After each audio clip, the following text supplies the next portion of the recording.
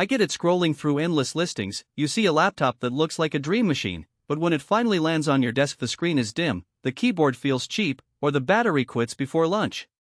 That's the exact feeling a lot of people have when they're hunting for a portable powerhouse that can actually handle heavy 3D work, video editing, or the occasional gaming session. Link is in the description if you want to check the product details on Amazon. So before you click add to cart, let's walk through why the HP ZBook Studio G10 might be the one that finally lives up to the hype and why it could still be a miss for certain buyers. First off, the ZBook Studio line is aimed at professionals who need a workstation that can move with them, not a gamer's console-style rig. The 16-inch display sits at a sweet spot, big enough to give you decent screen real estate for multitasking, but still compact enough to slip into a backpack. The panel's 1920x1200 resolution gives a bit more vertical space than a standard 1080p screen, which makes a noticeable difference when you're scrolling through timelines in Premiere or stacking layers in Photoshop. In my own testing, the extra 5 rows of pixels saved me a few clicks when scrubbing through long video clips, and the color accuracy was solid enough that I didn't have to pull out a calibration tool for everyday work. Now, you might wonder if a laptop marketed as a mobile workstation can actually double as a decent gaming machine. The RTX A1000 GPU isn't a high-end GeForce card, but it does support DirectX 12 and can push frame rates above 60 frames per second in many modern titles at medium settings. I tried a couple of recent releases, an open-world adventure and a fast-paced shooter. Both ran smoothly at 1080p with the graphics dialed back just a notch from Ultra. If you're the type who occasionally wants to unwind with a game after a long day of CAD modeling, you'll find this setup more than adequate. Just don't expect to crank everything to max and still hit 144 Hz. The card is tuned for professional workloads first. What really separates the ZBook Studio from a generic laptop is the CPU. The 13th Gen i7-13700H brings 14 cores to the table, mixing performance and efficiency cores in a way that keeps heavy rendering jobs moving while still giving you respectable battery life when you're on the go. In real-world use, I opened a 10-minute 4K render in DaVinci Resolve, switched to a spreadsheet, and the system didn't stutter. That's the kind of multitasking reliability you need when clients are waiting on you to export a draft while you're still answering emails.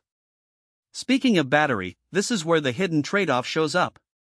The workstation is packed with a 90 Wh battery, which sounds generous, but the combination of a high-end CPU and a dedicated GPU drains it faster than a typical Ultrabook. In my Hansen day, I got roughly 5 hours of mixed usage, some light web browsing, a bit of video playback, and a short render. If you're planning to be in a coffee shop for a full day without plugging in, you'll probably need to bring a charger or a power bank. That said, the power brick is relatively slim, and the fast charging feature gets you back to 80% in under an hour, which is a lifesaver on long trips. Thermals are another practical concern. The ZBook Studio uses a vapor chamber cooling system that does a respectable job keeping the CPU temperatures under control during sustained workloads.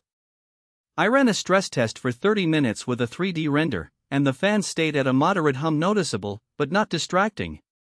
The chassis stays warm to the touch, but it never reaches the uncomfortable heat level that some thin gaming laptops hit, which can be a pain when you're typing for hours. The downside is that the laptop is a tad heavier than a typical consumer notebook, hovering just over 4.5 pounds. It's still portable, but you'll feel the weight if you're carrying it around all day. Now, let's talk storage and memory. The 512GB SSD feels spacious for most project files, especially if you're working with compressed footage or 2D assets. However, if you routinely deal with raw 8K video or massive engineering simulations, you'll likely need external storage. The good news is the ZBook Studio includes a Thunderbolt 4 port, so you can hook up a high-speed external SSD and not lose much in terms of transfer speed. As for RAM, the 16GB is a comfortable baseline for most creative workflows, but the machine is upgradable. If you anticipate growth, say you'll start handling more complex simulations or larger datasets, you can add more memory later without replacing the whole laptop. Who should hit the buy button? If you're a freelance video editor, an architect using Revit, a game developer who needs to test builds on the go, or a data analyst who wants a reliable workstation without being tethered to a desk, this device checks most boxes. The blend of a strong CPU, professional GPU, and decent screen makes it a versatile tool that won't